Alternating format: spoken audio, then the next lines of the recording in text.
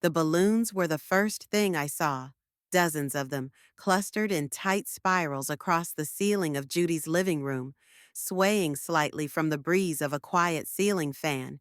Pink, so pink it almost hurt.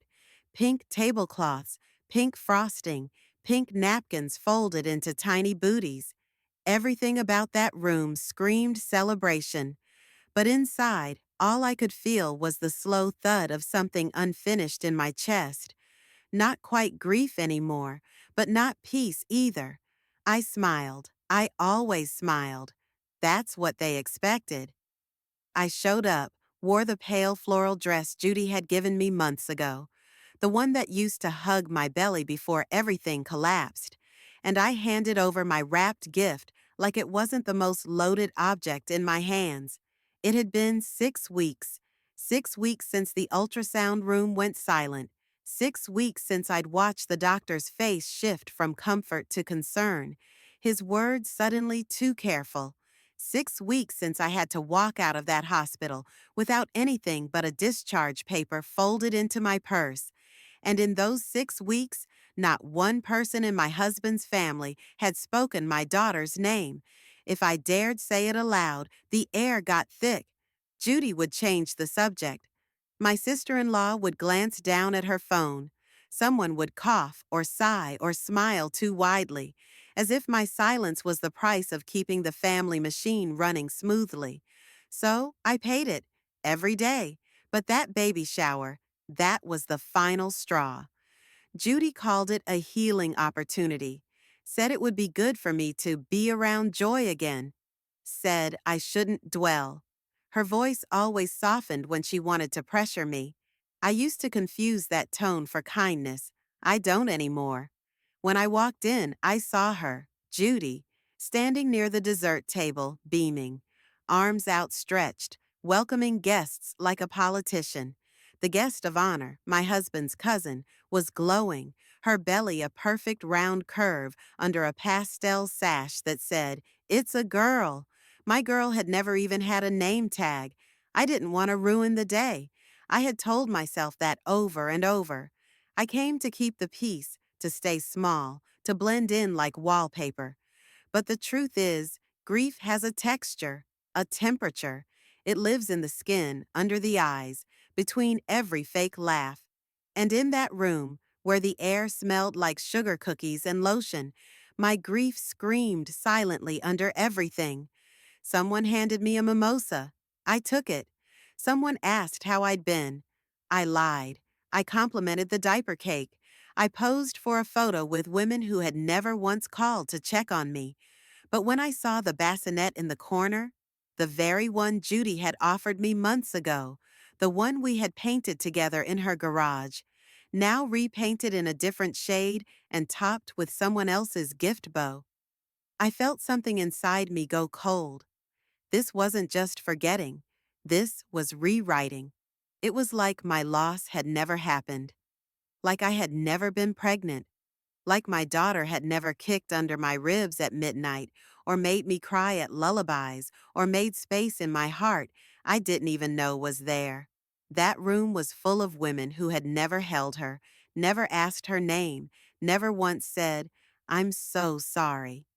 And yet they toasted in her absence, smiled in her shadow, built their joy on the foundation of my silence. I took a breath, and I smiled again, because I wasn't ready, not yet, to let the truth out loud. But I was getting close. The worst part wasn't the loss itself, it was what followed. After the cramping started, after the bleeding wouldn't stop, after the ER visit turned into an overnight stay under fluorescent lights and clipped voices, I came home with emptiness. Not just in my body, but in my world. Everything was suddenly quieter, colder. And Judy, well, she called once, just once. It was 3 days later. She didn't ask if I was okay, didn't ask if I needed anything. She just said, "Sometimes these things aren't meant to be," followed by, "Maybe God took it back." Took it back. Like my daughter had been a package ordered too soon. Like I'd signed the wrong form, and heaven had made a return. I remember standing in the kitchen, phone pressed to my cheek, my knees locking just to keep me from falling. I nodded. I agreed. I said, yeah, maybe. Because anything else would have opened a door to rage I couldn't afford to feel just then.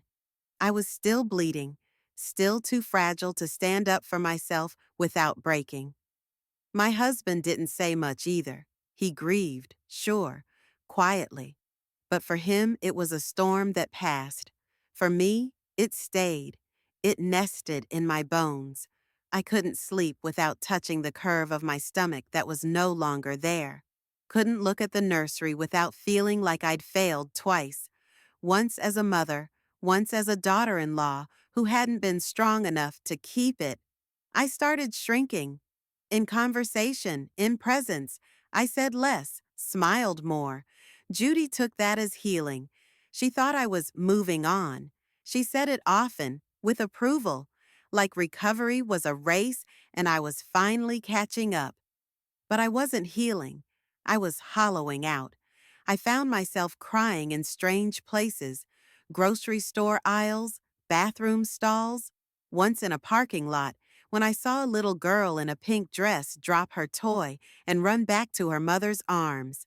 That moment stayed with me for days, not because it was special, but because it was ordinary, and I would never get it. My body still remembered what it felt like to carry her. My hands still moved on instinct when I heard a baby cry, still reached for something that wasn't there.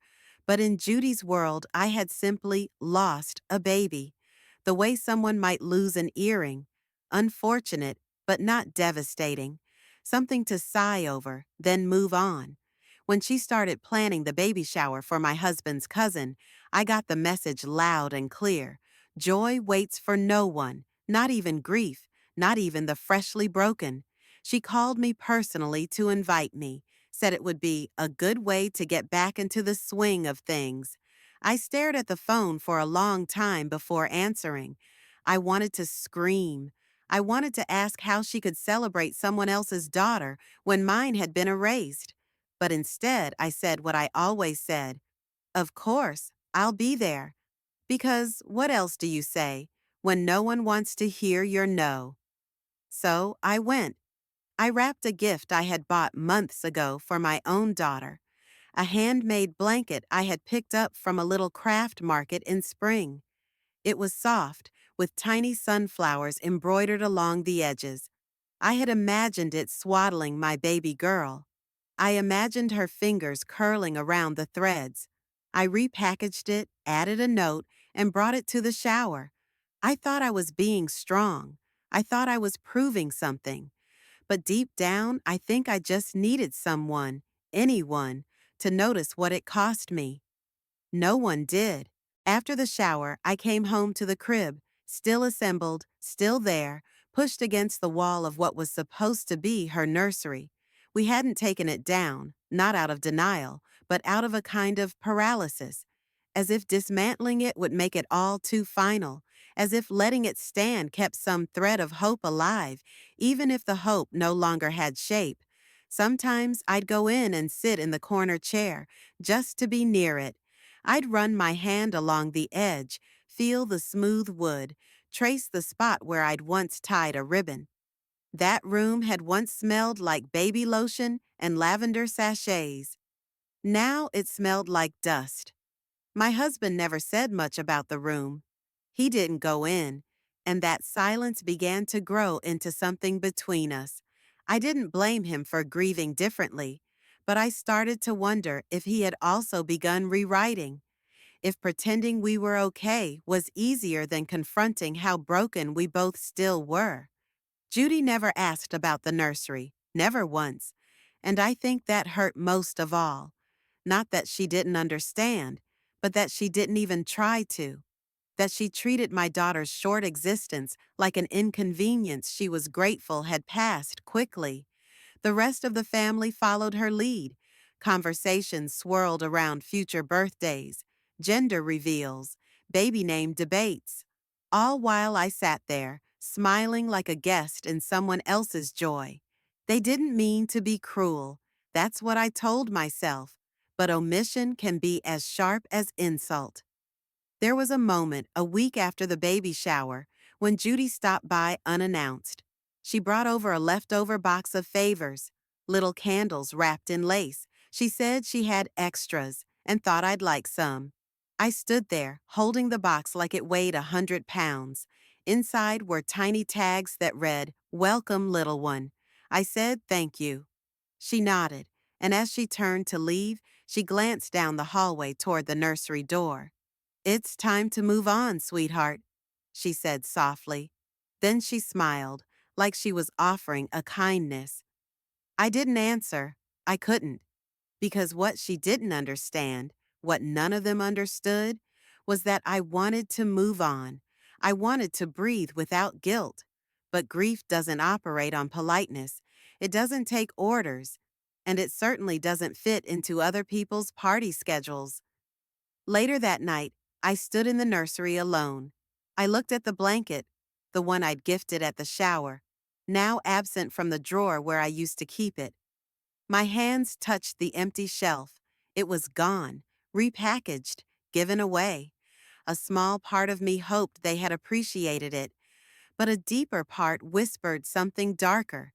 They probably never even knew it was meant for someone else. I didn't plan to look at the gifts. I told myself I'd just stop by, drop off the favors Judy had asked me to deliver, and leave quietly.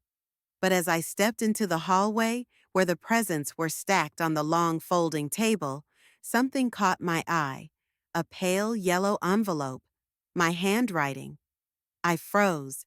Tucked beneath a tower of pastel gift bags was the envelope I'd written weeks earlier, the one with the embroidered sunflower blanket inside, the same blanket I had originally bought for my daughter, the one I had wrapped again, gently, this time addressed with grace and sorrow, but also acceptance. Except now, it was no longer in my hands. It had been opened. The paper was torn along the edge, sloppily, like someone had ripped through it without reading the card. The wrapping crumpled beneath it. The blanket I had poured so much meaning into was folded there, still unused, but clearly not cherished. And beside it, taped to the box, was a new card. Not mine. Someone had replaced my note with a store-bought one, bright pink, glittery, with a cartoon elephant. I scanned the signature. It was signed, "From all of us, Judy's side of the family." I couldn't move. I couldn't speak. All I could do was stare at the truth laid bare in front of me. They had taken my gift, erased the name, rewritten the giver, as if the love I had put into it, the grief, the memory, the silent offering, was inconvenient, unnecessary, replaceable. And in that moment, something snapped, not in anger, not even sadness, but in realization. This wasn't my family. They were my husband's family, Judy's family, but they had never truly made room for me. And they would never, ever make room for my daughter's memory. I turned to leave, clutching the useless favor box to my chest. But as I passed through the living room, Judy caught my eye. She smiled, a performative, polished smile, and said loudly to the guests around her, "Isn't it wonderful when everyone comes together for family?" I stood there, still, my face numb, my fingers clenched, and I said for the first time, without blinking, "Not everyone belongs here." She blinked, laughed it off. "Oh, honey, don't be dramatic." I didn't respond. I just turned toward the dessert table, picked up the cake knife, still clean, untouched beside the centerpiece, and placed it quietly into the favor box in my hands. It wasn't about stealing. It wasn't even about symbolism. It was about taking one thing with me that hadn't already been claimed or repurposed, something uncut, something unshared, something still whole. Then I walked out the door, and this time I didn't promise to come back. I didn't cry in the car. Not that night. Not as the engine hummed beneath me, not as the soft rattle of the favor box shifted on the passenger seat with every turn. I drove in silence, letting the streetlights flicker across the windshield like a metronome, a steady rhythm to hold back the chaos. When I got home, I didn't go inside right away. I sat there, hands still on the wheel, staring at the front door like it was a gate I wasn't ready to walk through. Inside was my husband, sweet, patient, well meaning, but also blind, or maybe just willfully quiet. We hadn't talked much since the shower. He thought space would help, but space doesn't help when you're the only one using it to breathe. Eventually, I went inside. I placed the favor box on the counter. I opened the drawer where I used to keep bottles and pacifiers and tucked the cake knife in, wrapped gently in a tea towel. Then I stood there in the dim kitchen, listening to the hum of the refrigerator, wondering if anything would ever feel normal again. He came downstairs, asked how it went. I gave him the smile I'd been practicing for weeks. I said it was fine. I said, there was cake. It wasn't until later, after he went to bed, that I sat down with my journal, the one I'd stopped writing in after the loss. I picked up a pen and wrote one sentence. I will not erase her to make other people comfortable. The next day, I did something I'd put off for too long. I printed her name, the name we had whispered in the dark, practicing on the ceiling with our eyes closed. I wrote it on a card and placed it in the center of the nursery, on the crib pillow. Then I began the slow process of letting go, not of her, but of everything that had tried to make her invisible. I boxed up the decorations. I cleared the space not to forget, but to rebuild, on my terms, with her still part of the story. Later that week, I sent Judy a message, short, calm, no venom. I know you meant well, but I'm done shrinking to fit your version of what this family should be. I won't be attending future events, and I'd appreciate you not referring to my daughter as something that was taken back. She was mine. She still is. She didn't respond, but that silence didn't hurt like it used to. In time, the house changed. I painted the nursery. I planted sunflowers outside the window. I started therapy. I joined a group of women who'd also carried grief in their wombs. I said her name out loud. I told her story, gently, again and again, not because I needed the world to remember, but because I finally refused to forget. And when the next baby shower invite came, I didn't flinch. I just declined, with grace and peace, because now I knew healing doesn't mean pretending it never happened. It means choosing over and over to carry the memory with tenderness, even when others won't. And it means knowing that walking away doesn't make you cruel. Sometimes it's the kindest thing you can do for the person you used to be.